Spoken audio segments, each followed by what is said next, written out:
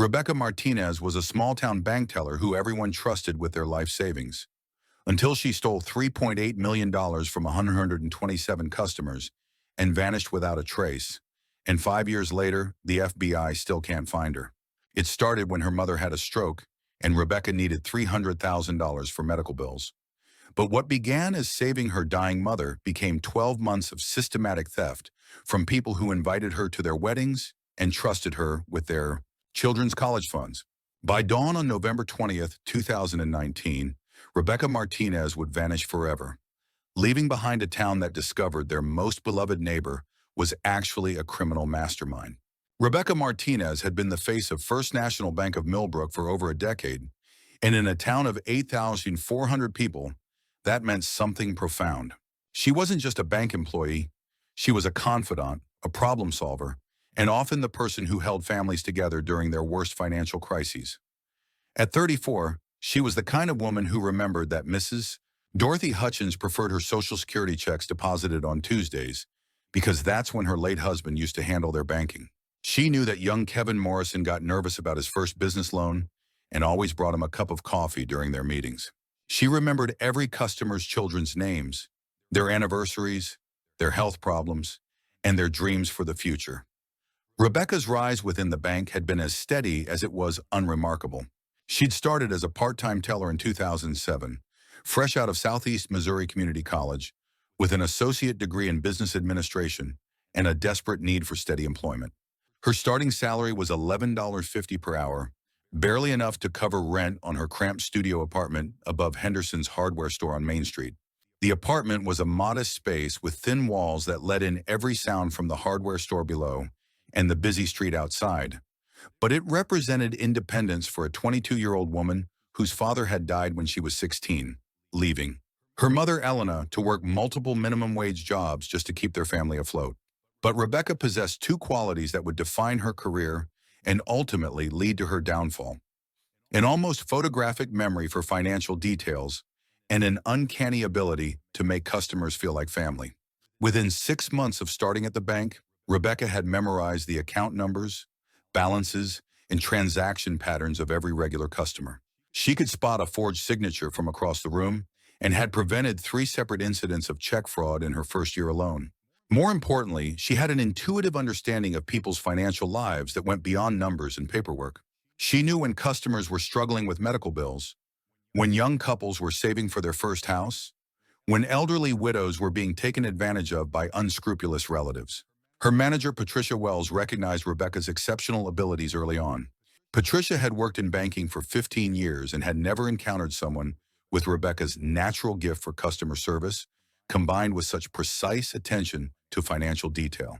"Rebecca has a mind like a computer, but a heart like a grandmother," Patricia would often tell other employees. "She remembers everything about our customers, not just their account balances, but their lives, their families, their struggles and celebrations."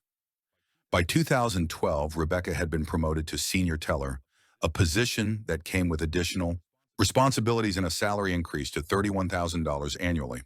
By 2015, she was assistant branch manager, overseeing the daily operations of the teller line and serving as Patricia's right hand in managing customer relationships.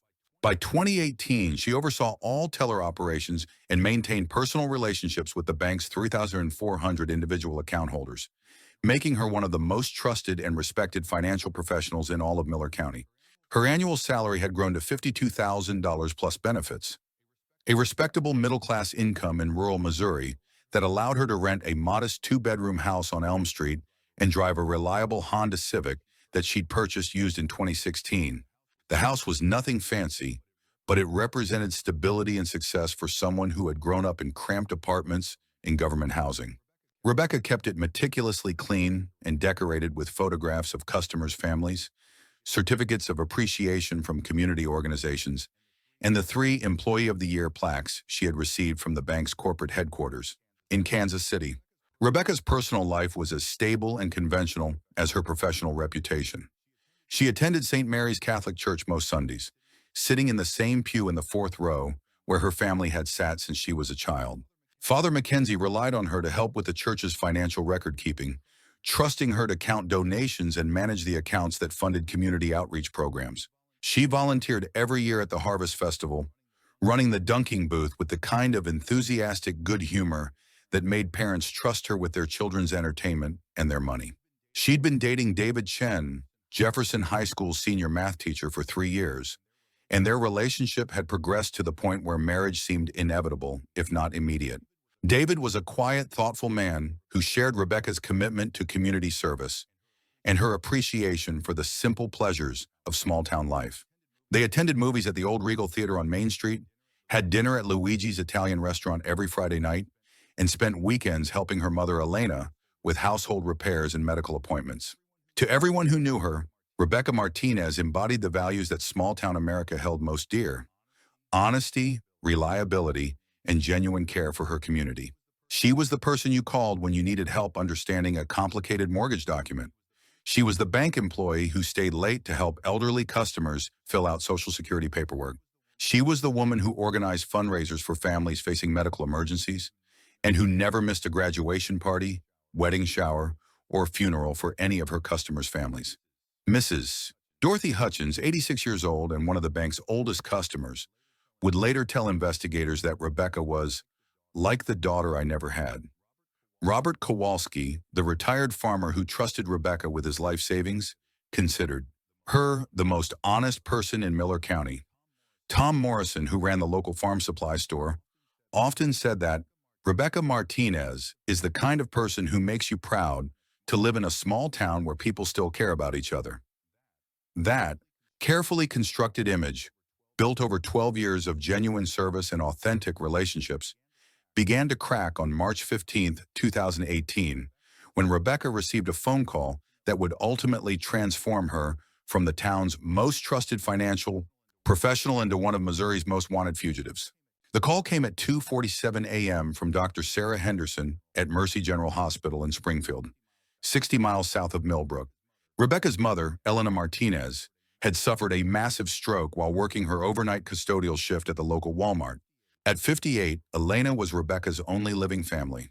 Her father, Miguel, had died in a construction accident when Rebecca was 16, leaving behind only minimal life insurance and a mountain of medical debt that had forced them to sell their family home and move into a cramped apartment on the wrong side of town.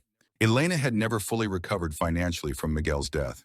She had worked a series of minimum wage jobs over the years: custodian at Walmart, cashier at the local grocery store, part-time receptionist at the community health clinic, always struggling to make ends meet while trying to provide Rebecca with the stability and opportunities she deserved. Elena had sacrificed her own dreams and ambitions to ensure that Rebecca could attend community college and build a better life than the one they had shared in those difficult years after Miguel's death. The hospital's prognosis was devastating but not hopeless. Elena would survive, but the stroke had damaged her speech and motor function so severely that she would require months of intensive rehabilitation, followed by permanent assisted living care. Dr. Henderson explained that Elena's condition was stabilizing, but the road to recovery would be long, expensive, and uncertain.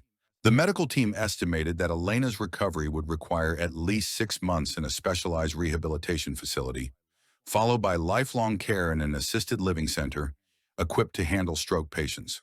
The costs were staggering and overwhelming. Rehabilitation at the Springfield Recovery Center would cost $4,800 per month, plus an additional $2,000 monthly for specialized therapies and medications.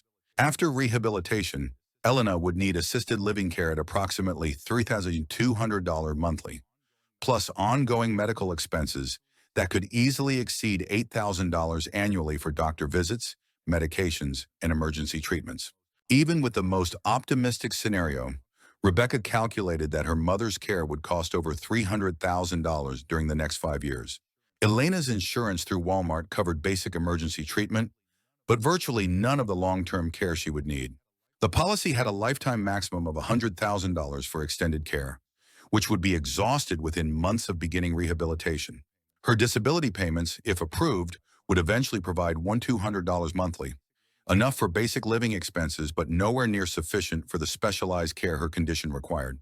Medicare wouldn't cover assisted living costs, and Medicaid would only pay for care after Elena had exhausted all her financial resources, including the modest $12,000 she had managed to save over 30 years of working various minimum wage jobs. Over the following weeks, as Rebecca spent every evening and weekend driving the 2-hour round trip between Millbrook and Springfield, the full magnitude of her family's financial crisis became clear. Elena's medical bills were approaching $200,000 by the end of April, with new charges being added daily for emergency room visits, diagnostic tests, and consultations with specialists. The rehabilitation center required a $25,000 deposit before they would admit Elena for the 6-month program she desperately needed. The assisted living facility where Elena would eventually live demanded first and last month's rent plus a $10,000 security deposit, bringing the upfront cost to over $40,000 before any actual care began. Even with Elena's minimal insurance coverage and the possibility of disability payments, Rebecca calculated that she would need approximately $180,000 over the next 2 years just to provide her mother with adequate care. The long-term financial commitment was even more daunting, potentially $500,000 or more over the remainder of Elena's lifetime, assuming she lived another 15 to 20 years with proper medical support.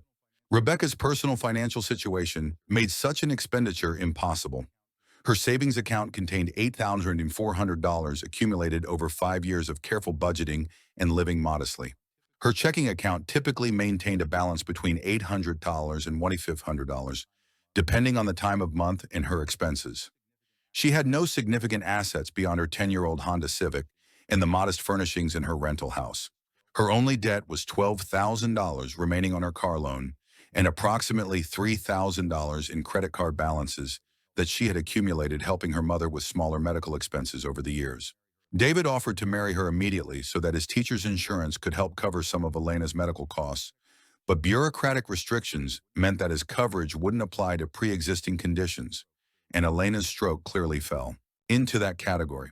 Rebecca's co-workers at the bank organized a fundraiser that included a bake sale, a car wash, and a GoFundMe campaign that ultimately raised $3,800, a generous gesture from people who had limited financial resources themselves, but an amount that represented perhaps 6 weeks of Elena's rehabilitation costs. Rebecca applied for every available financial assistance program, from state disability supplements to Catholic Charities medical assistance funds. She investigated second mortgages, personal loans, and even predatory payday loan arrangements that promised quick cash at astronomical interest rates. She contacted medical finance companies that specialized in funding long-term care, only to discover that their requirements included collateral she didn't possess and income verification that made her ineligible for meaningful assistance. Nothing came close to bridging the gap between Elena's needs and Rebecca's resources. By May 2018, facing medical debt that exceeded her annual salary by more than 3 times, Rebecca Martinez began studying the bank's computer systems and security protocols with the focused intensity of someone whose family's survival depended on finding a solution that didn't exist through legitimate means. The transformation wasn't immediate. For weeks, Rebecca told herself she was simply trying to understand whether any banking programs or services might help Elena qualify for better insurance coverage or medical payment plans. She researched customer accounts that had received insurance settlements, looking for patterns that might help Elena's case. She studied the bank's relationships with medical finance companies, hoping to discover loan programs she might have overlooked. But gradually, as Rebecca spent hours after work analyzing account records and transaction patterns, she began to notice something that would change the course of her life forever. The bank's security systems were far more vulnerable than anyone realized, and her position as senior teller gave her access to financial resources that could solve Elena's medical crisis permanently. First National Bank of Millbrook operated on a combination of cutting-edge technology and small-town trusts that created unique vulnerabilities in its security infrastructure. As senior teller and assistant manager, Rebecca had administrative access to customer account information, wire transfer protocols, and the bank's internal audit schedules. More importantly, she possessed 12 years of intimate knowledge about the personal banking habits of virtually every customer, giving her insights that no security system could detect or prevent. The bank served a predominantly elderly population, many of whom had maintained accounts for decades but conducted most of their banking through personal visits rather than electronic transactions. Rebecca knew that Mrs. Dorothy Hutchins, 86, checked her savings account balance only when she came in person every 3 months to deposit her Social Security check and inquire about her CD rates. She knew that the estate account for deceased customer, Harold Brennan, had been sitting untouched for 18 months while his distant relatives in California battled over inheritance rights through lawyers who rarely communicated with the bank directly. She knew that Robert Kowalski, a retired farmer, maintained a savings account with over $300,000, but hadn't conducted any transactions in over a year because he used a separate checking account for his daily expenses while letting his savings accumulate interest. She knew that Margaret Thornton, the elderly widow who lived alone on Oak Street, rarely checked her account statements and relied on her nephew in California to manage her finances remotely. Most critically, Rebecca understood that the bank's internal audit system flagged unusual activity based on historical patterns rather than absolute amounts. A sudden $50,000 withdrawal from an account that typically saw $500 transactions would trigger immediate investigation. But gradual transfers of $2,000 to $5,000 from accounts with substantial balances might not be noticed for months, especially if the transfers were structured to look like routine bill payments, investment transfers, or insurance premium payments that elderly customers often authorized without carefully tracking the details. Rebecca also knew which customers were most likely to notice unauthorized transactions and which ones might not detect theft for extended periods. Elderly widows who depended on their children to help manage their finances often went months without reviewing bank statements, trusting that their accounts were being managed properly. Business accounts for seasonal operations like Morrison's Farm Supply or Henderson's Christmas Tree Farm saw large fluctuations in balances that could easily disguise unauthorized withdrawals during off-season periods when business activity was minimal. Estate accounts were often monitored only by attorneys who received monthly statements, but rarely examined individual transactions unless prompted by beneficiaries who were actively involved in probate proceedings. Church accounts like St. Newborn. Mary's Catholic Church were managed by volunteer committees that met infrequently and focused on major expenses rather than day-to-day operational costs. The technical aspects of committing fraud were surprisingly straightforward for someone with Rebecca's access and knowledge. The bank's computer system allowed her to create wire transfer authorizations, modify account records, and generate official-looking documentation that would pass casual inspection. As assistant manager, Rebecca had the authority to approve transactions up to $25,000 without requiring a second signature, and she knew exactly which types of transfers were least likely to trigger automated fraud alerts.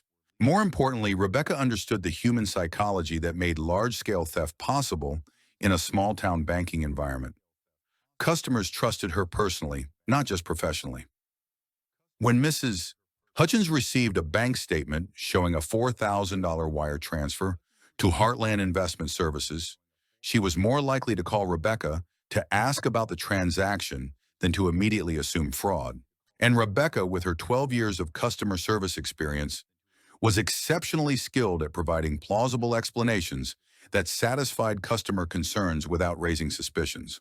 On June 3, 2018, Rebecca executed her first theft with the kind of meticulous planning that would characterize her entire criminal enterprise. She had spent 2 weeks researching shell company formation, studying money laundering techniques through online forums, and establishing the infrastructure necessary to receive and hide stolen funds. Her target was Robert Kowalski's savings account, which contained $340,000 accumulated over 40 years of farming and careful financial management. Kowalski, now 73, had not conducted a transaction on this account in 14 months, using a separate checking account for his daily expenses while allowing his savings to accumulate interest. Using her administrative access, Rebecca created a wire transfer authorization for $4,500 to Heartland Financial Services, a shell company she had registered online using falsified business documents in a post office box in Kansas City, 2 hours away from Millbrook. The company's stated purpose was financial planning and investment management services, generic enough to appear legitimate, but specific enough to justify receiving funds from elderly customers' accounts. The registration process had been surprisingly simple. Rebecca had used online legal services to create the business entity, providing false information about the company's ownership and operations. She had rented the post office box using a fake driver's license that she had obtained through online services that specialized in creating false identification documents. The business bank account had been opened using the falsified company documents, and the bank officer who processed the application had asked no probing questions about the sudden appearance of a new financial services company. The transfer was processed automatically by the bank's computer system at 2:30 p.m. on a Friday afternoon, when most employees were focused on end-of-week closing procedures, and customer service was at its busiest. The money was withdrawn from Kowalski's account, transferred to Heartland Financial Services, and deposited into a business checking account Rebecca had opened under the company name at Commerce Bank in Kansas City. The entire transaction appeared in the bank's records as a routine investment transfer, indistinguishable from hundreds of similar legitimate transactions processed monthly by customers seeking to diversify their portfolios or take advantage of better interest rates offered by investment firms. Rebecca drove to Kansas City the following Monday morning, telling her co-workers she was taking a personal day to handle family business related to her mother's medical care. At Commerce Bank, she withdrew the $4,500 in cash, deposited it into her personal checking account at a different branch, and immediately used the money to pay for Elena's first month of rehabilitation at the Springfield Recovery Center. The psychological impact was immediate and overwhelming. For the first time since Elena's stroke, Rebecca felt capable of providing the care her mother needed without destroying her own financial future. More dangerously, she experienced a sense of power and control that had been absent from her life since childhood.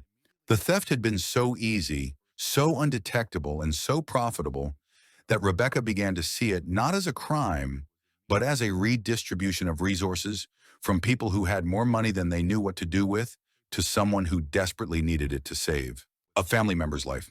Over the next 6 months, Rebecca developed and refined a system that allowed her to steal approximately $15,000 per month from dormant and rarely monitored accounts while maintaining perfect customer service and drawing no suspicion from her colleagues or supervisors.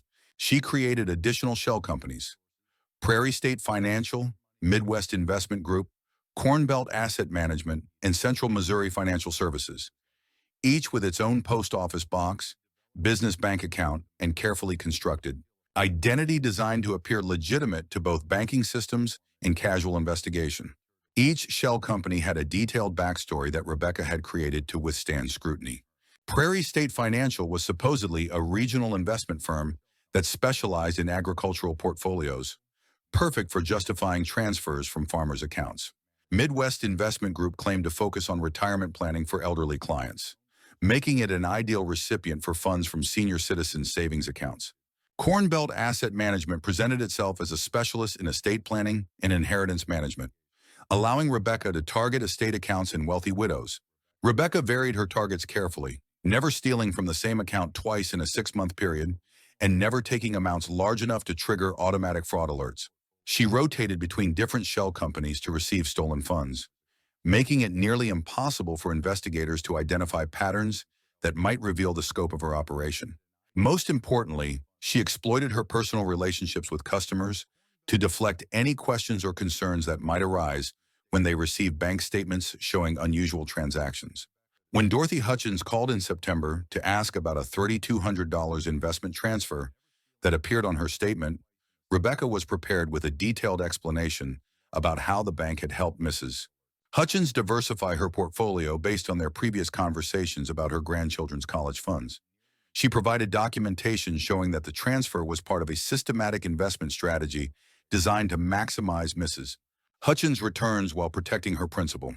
When Harold Brennan's attorney inquired about several transfers from the estate account, Rebecca provided documentation showing that the transfers were related to estate administration expenses that had been properly authorized by the court. She explained that the estate was being managed according to a complex settlement agreement that required periodic distributions to beneficiaries and charitable organizations. In each case, Rebecca's reputation for honesty and competence made her explanations credible, and her intimate knowledge of each customer's financial situation allowed her to construct lies that seemed plausible and reasonable. Customers trusted her implicitly, never imagining that the woman who had helped them through financial crises and celebrated their family milestones could be systematically stealing their life savings. By December 2018, Rebecca had stolen over $180,000 from 17 different customer accounts, money that flowed into Elena's medical care, rehabilitation costs, and assisted living deposits. But the success of her initial fraud had revealed something about herself that she'd never suspected. She was exceptionally talented at financial crime, and the intellectual challenge of beating sophisticated security systems was almost as intoxicating as the money itself. By January 2019, Elena Martinez had recovered enough from her stroke to move into Sunset Manor, a well-regarded assisted living facility in Springfield. Her care was expensive but manageable, and Rebecca had successfully accumulated enough stolen money to pay for her mother's care for the next 2 years. Any rational person would have stopped stealing at that point. Rebecca Martinez was no longer thinking rationally. The success of her initial fraud had revealed something profound about her own psychology. For 12 years, Rebecca had been the helpful bank employee who lived paycheck to paycheck while watching customers with inherited wealth make careless decisions. The theft had given her access to resources that transformed not just her ability to care for Elena, but her entire sense of self-worth and possibility. More dangerously, Rebecca had become addicted to the intellectual challenge of beating systems designed to prevent exactly what she was doing. Each successful theft felt like solving a complex puzzle, and each month that passed without detection reinforced her growing belief that she was smarter than the security protocols tasked with protecting the banking system. In February 2019, Rebecca dramatically escalated her operations. Instead of limiting herself to dormant accounts and small amounts, she began targeting active accounts belonging to customers she knew well, exploiting their personal trust in ways that would have been impossible for an outside criminal. Mrs. Helen Kowalski's checking account became a regular source of $3,000 to $5,000 monthly withdrawals that Rebecca disguised as insurance payments. The business account for Morrison's Farm Supply became a vehicle for stealing $8,000 to $12,000 per month during winter when account activity was lowest. Most audaciously, Rebecca began stealing from St. Mary's Catholic Church, where she had attended services for 20 years. Between March and August 2019, Rebecca stole over $45,000 from the church's account while sitting in the same pews where her victims prayed for financial stability. The stolen money paid for a newer car and a larger apartment, which she explained as results of a promotion at the bank. By September 2019, Rebecca was stealing an average of $35,000 per month from more than 40 different accounts. She had established business relationships with financial advisors who helped her invest stolen funds in legitimate securities and real estate. The woman who had started stealing $4,500 to pay for her mother's rehabilitation was now operating a multi-million-dollar fraud scheme. Rebecca's downfall began with her greatest success, a theft so large and audacious that it demonstrated both the sophistication of her criminal skills and the psychological disconnection that had allowed her to rationalize betraying people who had trusted her for over a decade. On September 23, 2019, Rebecca discovered that the estate account for recently deceased customer Margaret Thornton contained over $800,000, the largest single target she had ever encountered. Thornton had been an 89-year-old widow who lived modestly in a small house on Oak Street, but had accumulated substantial savings over decades of careful financial management and conservative investing. Her only heir was a nephew, James Thornton, who lived in Sacramento, California, and had shown little interest in his aunt's estate beyond ensuring that her funeral expenses were paid and her house was properly maintained until it could be sold. The estate account represented an irresistible opportunity for Rebecca. James Thornton had not yet begun formal probate proceedings, meaning that the account would likely remain dormant for months while legal paperwork was processed and attorney fees were negotiated. Rebecca could steal the entire balance gradually over several months, making it appear that the money had been transferred to legitimate investment accounts, donated to charity as per the deceased's wishes, or used to pay estate administration. Expenses that were perfectly normal and expected. Rebecca spent 2 weeks researching Margaret Thornton's financial history, personal relationships, and charitable activities, building a comprehensive profile that would allow her to create plausible explanations for any large transfers from the estate account. She learned that Thornton had been a regular donor to several local charities, including the American Cancer Society, the Millbrook Public Library, and St. Mary's Catholic Church. She discovered that Thornton had previously worked with a financial advisor in Springfield who had helped manage her investment portfolio until his retirement 3 years earlier. Most importantly, she found that Thornton had expressed interest in establishing a charitable foundation to provide college scholarships for local students, a plan that had been discussed with Father Mackenzie but never formally implemented before her death. This information would provide Rebecca with the perfect cover story for large transfers from the estate account to shell companies that she would create to appear connected to charitable activities. Armed with this information, Rebecca began draining the Thornton estate account in early October, transferring $50,000 to $75,000 weekly to various shell companies and investment accounts that she had created to appear connected to Thornton's legitimate financial activities. The amounts were larger than her previous thefts, but the account balance was so substantial that the withdrawals appeared routine for someone managing a complex estate with multiple beneficiaries and charitable commitments. Rebecca created fake documentation showing that the transfers were authorized by estate planning documents that Thornton had allegedly signed before her death. She forged letters from attorneys, investment advisors, and charitable organizations requesting funds for various purposes related to estate administration. She even created false correspondence from James Thornton authorizing certain transfers, using information she had gathered about his business activities in California to make the communications appear authentic. Within 6 weeks, Rebecca had stolen over $600,000 from the Thornton estate, money that was immediately transferred to offshore accounts in the Cayman Islands through a complex series of wire transfers that would have been nearly impossible for investigators to trace without access to international banking records.